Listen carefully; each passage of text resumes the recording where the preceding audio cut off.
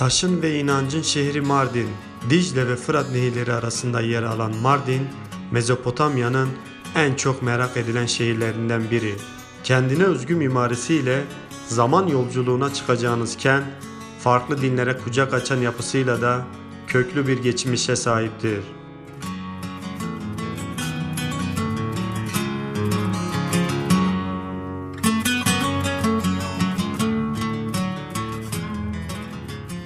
Şiir dolu masal dünyası Mardin. Düşünün, Mardin demek 5000 yıllık birikim demek ve bugün bu kadim kente zamanın masalsı izleri arasında dolaşabilirsiniz. Bu kadim şehir aynı zamanda birçok şair ve yazara da ilham olmuş bir kent. Tepesindeki kale bulutlara erişmeye çalıştığı duygusu uyandırır bakanlara. Şair yazar Murat Han Mungan şöyle der: gökyüzüne komşu bir kalenin eteklerine kurulan bir taş kent.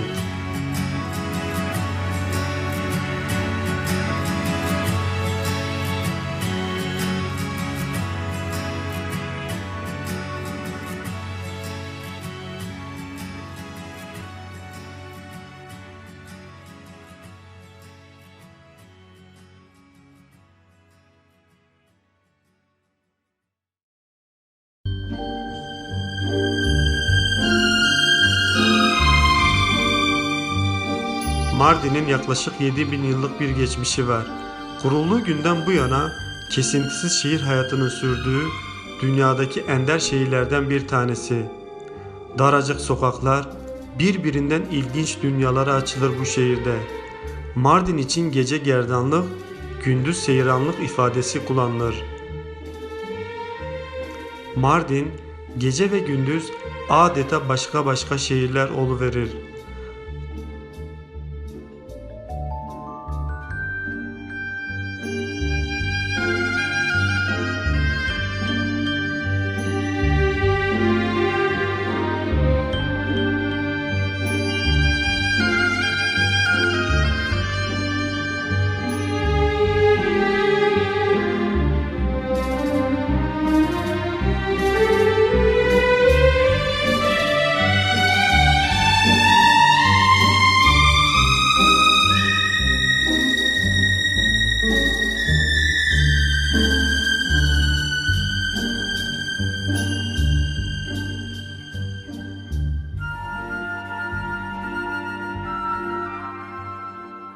Mardin, geçmişin üniversitelerine ev sahipliği yapan bir kent.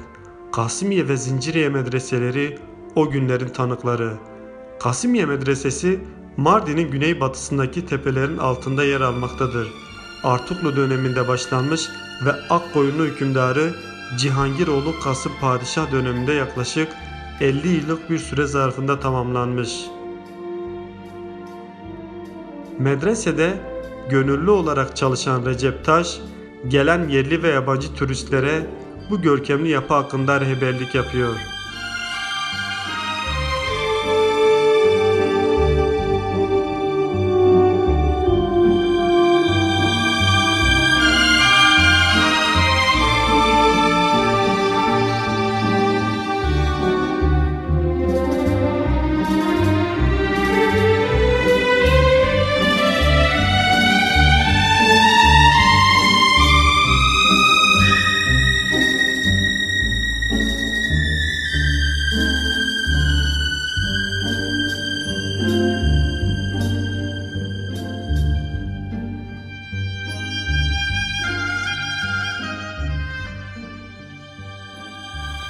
Ben burada gönüllü bekçilik yapıyorum.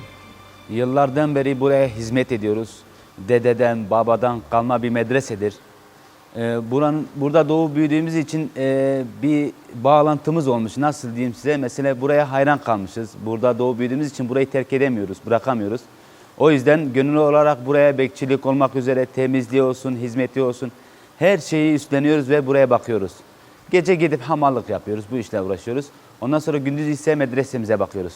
Medrese ile ilgili şimdi 15. yüzyılda yapılma bir medresedir. Bu medrese Kasimiye Medresesi Mardin'in ana merkezinden birisidir. 23 tane odası vardır. Muazzam bir yapısıdır. Üst katlar uyuma yerleridir, alt katlar ise eğitim alanıdır. Dikkat ederseniz odaların üstünde farklı farklı amblemler var. Burada sadece dini eğitim değil, burada tıp, astronomi, dini eğitim, fizik, kimya gibi dersler görülerdi. Medresenin duvarında kan izleri vardır. Bu kan bu medrese yapanın kanıdır. Adı Cihangir'dir. Diyarbakır ve Mardin hükümdarı olan Uzun Hasan tarafından öldürülüyor. Öldürdükten sonra karşımızda yer altında gizli bir oda var. Çocukların türbesi oradadır. Oğlu olurken kendi oğlunun ismini Kasimiye Medresesi'ne vermiş. Adı Kasım'dır. Ablası ise Sultan'dır. Tabi onu öldürdükten sonra yer altından çıkar sessizliği duyan çocukları yer altından çıkar bakarlar babalarının öldürdüğünü görürler. Tabi kafası kesilerek öldürülüyor. Öldürdükten sonra cinnet geçirir o esnada. Yazmasını kana sarıp duvarın her iki tarafına doğru fırlatır. Ondan sonra Allah'a doğru elini açar. Müslümanın Müslümana kanı haram olsun. Ve 600 yıldır kan bu duvardadır, silinmiyor. Şayet su attığımızda kan birden kırmızılaşıyor. Bu bir mucizedir. Allah tarafından kabullenen bir duayla olmuş. Kapıların küçük olması içeride ders veren hocaya saygıyla eğilerek girmesi içindir. Aynı şekilde örneğin iki taraflı sınıflar var karşı karşıya. Peki içeride mesela diyelim hoca ders veriyor. Ders verirken öğrenci iddiasizlik yaptığı zaman hoca ona kızdığı zaman ses karşıdaki odaya giderse o hoca rahatsız olur değil mi? Ama maalesef medresenin su sesini duyuyorsunuz. Su sesinden dolayı hocanın sesi diğer odaya gitmesini engelliyor. Akustik sistem yapılmış medresede. Muazzam bir eyvan kısmı vardır.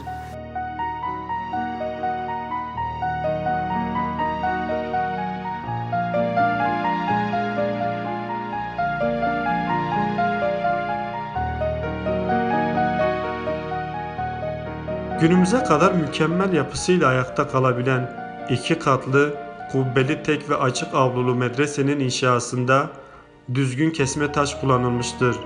Plan özellikleri, taş işçiliği ve süsleme motifleri bakımından ilgi çeken yapı, cami ve türbesi ile birlikte külliye içerisinde yer almaktadır. Medresenin avlusunda bir çeşme ve büyükçe bir havuz bulunmaktadır. Güneyde ovaya açık bir cepheye sahip olan medrese, Mardin yapılarının en büyüklerindendir. Açık medrese tipinde tek bir avlu etrafında düzenlenmiş, iki katlı ve tek eyvanlıdır.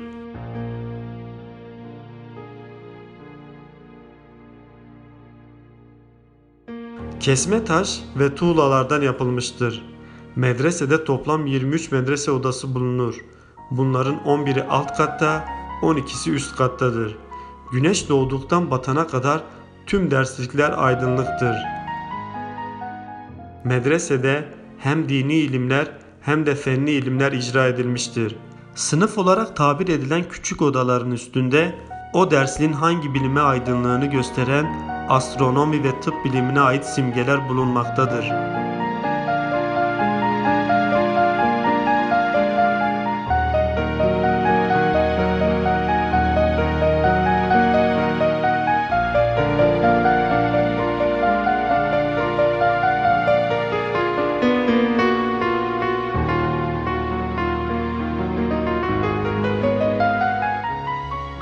Günün Mezopotamya'sına açık bir alan olduğu için böyle akustik bir sistem yapmışlar yani medresenin. Mardin'in dış kısmında kalıyor. Yani Mardin'in iç kısmında olmuş olsaydı böyle bir medrese yapılışı biraz zor olurdu. Buna benzeri var Zinciriye Medresesi ama bunun gibi değil. Yani bunun gibi tam 23 tane odaların güneşin vurması ve güneşe karşı görülmesi değildir. Bazı yerler güneşi göremiyor. Bu merkezin dışında ve Mezopotamya açık alanda olduğu için böyle bir sistem yapmışlar, böyle bir medrese yapmışlar.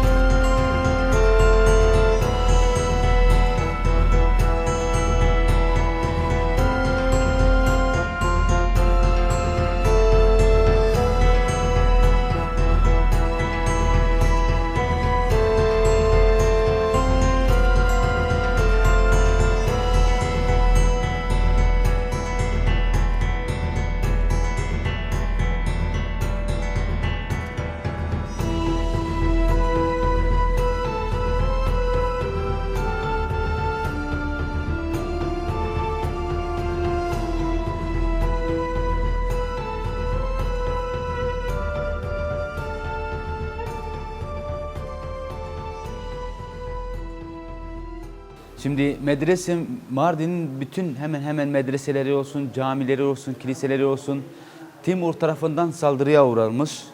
Uğradıktan sonra Akkoyunlar döneminde bitmiştir. Ondan sonra zaten medreselerimizin üst kubbelerindeki karpuz dilimli yapıları var. Bunlar çok muazzam bir görüntüsü vardır. Bunları yapmak hiç de kolay değil. Çok zor bir yapıdır. Ondan sonra medresede 3 tane cami vardır. Hanefi, Şafii, Maliki mezhepler olmak üzere herkes kendi mezhebine göre ibadet etsin diye yapılmış. Ondan sonra şu anda bulunduğumuz kısım ise yazın olarak cami şeyinde kullanılırdı. Mesela yazın namazlarını burada kılarlardı. Açık havada ve Mezopotamya karşı açık bir alanda çok serin olduğu için burada ibadetini ederlerdi. Kışın ise camilerin iç kısımlarında ibadetlerini ederlerdi. Mardin'in birçok yerlerinde böyle muazzam ve muattazevi bir medrese yapıları vardır. Örneğin Zinciriye olsun, Hatuniye olsun. Bunların da tabii ki tarihi yapımları çok güzeldirler. Ondan sonra medrese 2 katta oluşmaktadır. Üst katların uyuma yerleri, alt katlar ise eğitim alanlarıdır. Odaların üstünde farklı amblemler var. Burada tıp, astronomi, dini eğitim, fizik, kimya gibi dersler görülürlerdi.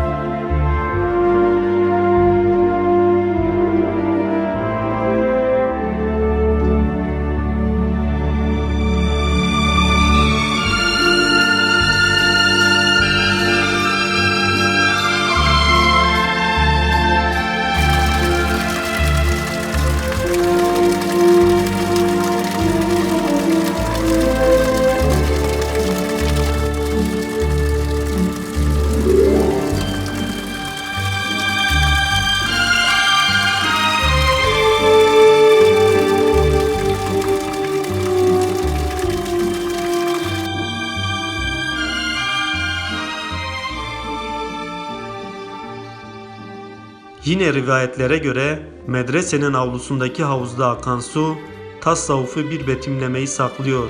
Suyun akışı ile doğumdan ölüme kadar insan hayatı ve sonrası simgelenmiştir.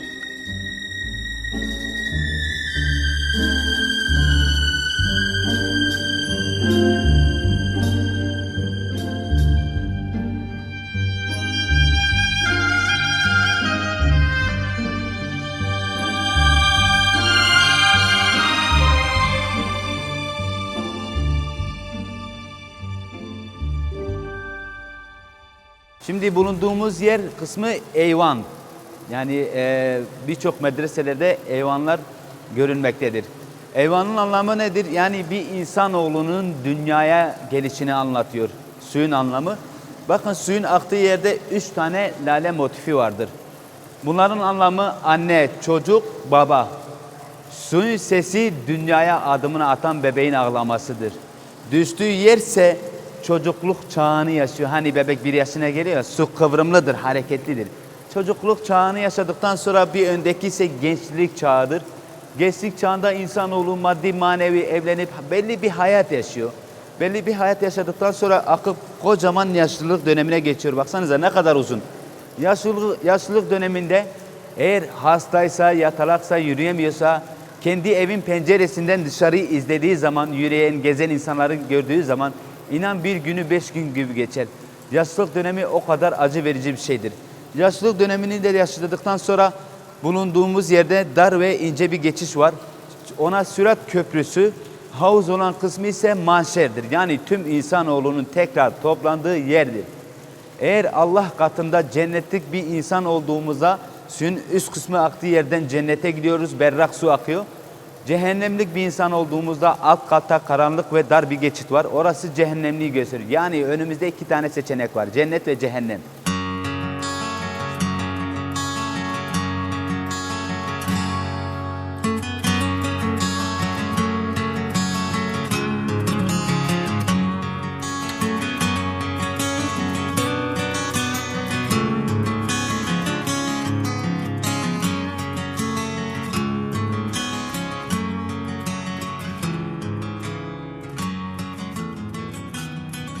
Mardin'in tarihi zenginliklerinden olan ve mimari yapısıyla göz dolduran Zinciriye Medresesi, Mardin Kalesi'nin önünde yer alıyor ve mimarisinde kullanılan tekniklerle hayranlık uyandırıyor.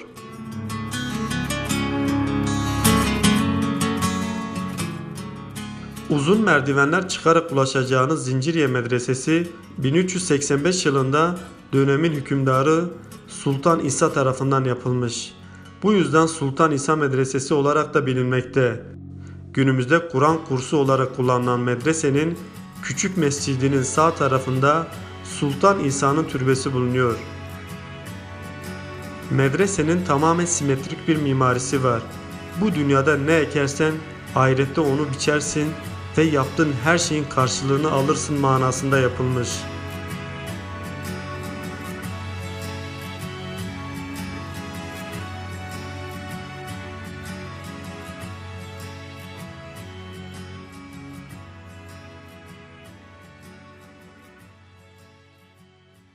Mardin deyince ilk sırada direktmen dillerin ve dinlerin buluştuğu yer, yaşadığı yerler.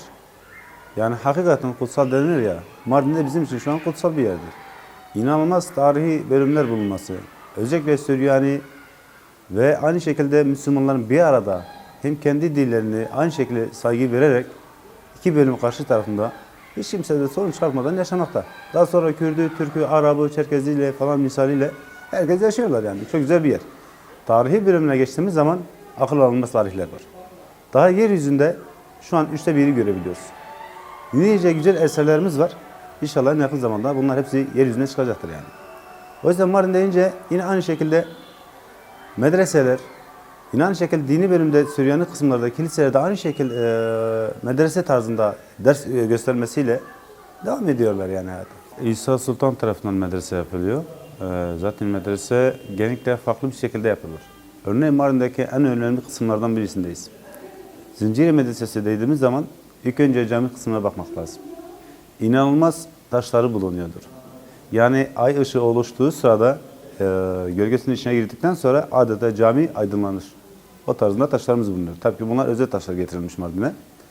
Yine aynı şekilde medresemizin oda kısımlarda 2'şer bölüm yapılıyor. Yani 2. kat misali diyeceğiz onlara. Her bölümlerde farklı bir sınıf bulunuyordur. Örneğin astronomi, mesela kimya, güzel sanatlar odası, yine tıp, fizik gibi tarz şeyler de yapılmaktadır yani. Hatta dini odalar daha fazla olur. Çünkü medresede daimi olarak fazla olur. Örneğin şu Zinciriye medresemizde 3 mezhep bulunuyordur. Şafii, Hanefi ve Maliki bulunuyor. Aslında Hanbeli de bulunuyor. Ama sadece Diyarbakır Ulu Cami'de bulunuyor. Bir de Kasmiye, Mardin Kasmiye Medresesi'nde 4 mezhep bulunuyordur. Yine daha sonra burası yüksek alanda yapılıyor. Yüksek alanda bir de orta kısımda havuz bırakılır. Bu da biliyorsunuz gece olduğu sırada ay yıldız net yansıtması havuza çıktığı sırada öğrenciler etrafından ödevi alırdı. Teknoloji olmadığına zamanlardan dahi. Yine Zinciriye Medresesi neden ismini Zincir'e koymuşlar? Oluk kısımlarda zincir bırakmışlar. Ve her su aktığı sırada zincir tarzında suyu aşağı iniyordur. O yüzden ismi Zinciriye Medresesi diye de geçiyormuş. Daha sonra Zinciriye Medresesi'nde böyle efsaneye göre kubbesinden Ulu Cami'nin bölümünü atmışlardır. zincir atmışlardır. Ve yine bir efsaneye göre Zincirli Medresesi'nin orada özellikle Ulu Cami'nin olduğu yerde muska bulunuyor. Hiç dikkat ettiniz mi Mardin kısmında akrep veya yılan ısırdığı sırada öldüğünü duydunuz mu? Yani milyonda bir olur. Aslında der ki o muska sayısındaymış. Yine burada da aynı şekilde özellikle Ayet-el Kürsi tarzında yapmış yazılar bulunuyordur. Tabii ki bazıları rahatlıkla okuyabiliyor. Bazıları da zaman içinde yıpranmış gitmişler. Yine aynı şekilde akustiği var. Yani hakikaten bunu akıl ermez, inanılmaz bir şekilde yapmışlardır yani. Böyle teknoloji olsa dahil yapamaz diyeceğim. Çünkü iç tarafında normal bir ses konuştuğu sırada sesi muazzam bir şekilde bütün odalara gidebiliyor. İşte bu bir mimarlıktır yani. Yine temel zemini çok önemlidir. Daima bir medrese yapmadan önce zemini en az 6 veya 8 metre derinine inerler. Ve sağlamlaştırdıktan sonra aynı şekilde medrese yapmaya devam ederler.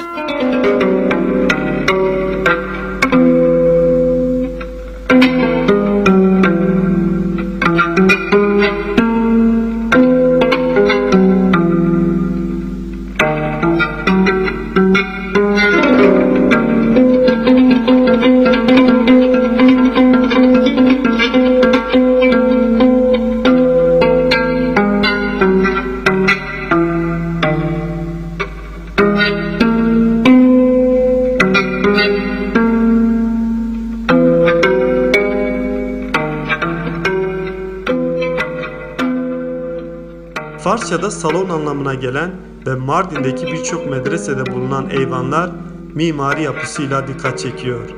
İnsan ömrünü simgeleyen eyvan, Zinciriye Medresesi'nde 2 derslik arasına yapılmış.